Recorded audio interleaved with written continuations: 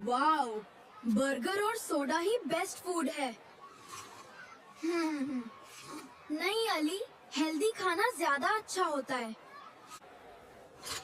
Yummy. Fast food से ज्यादा tasty कुछ नहीं।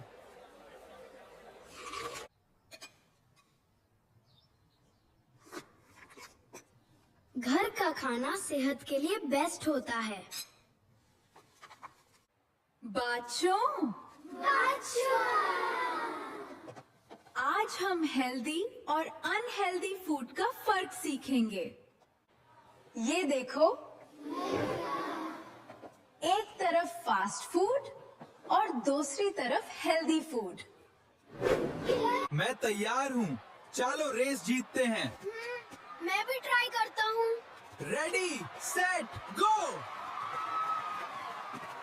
यस, मैं जीत गया। ओह नो, मैं थक गया। अच्छा ट्राई किया है तुमने। Next time. हेल्दी फूड आपको ताकत देता है, जबकि फास्ट फूड कमजोर करता है। बिलाल, अब मैं भी हेल्दी फूड खाऊंगा। ग्रेट, ये बेस्ट डिसीजन है। वाओ, हेल्दी फूड भी टेस्टी होता है और सेहत के लिए बेस्ट भी।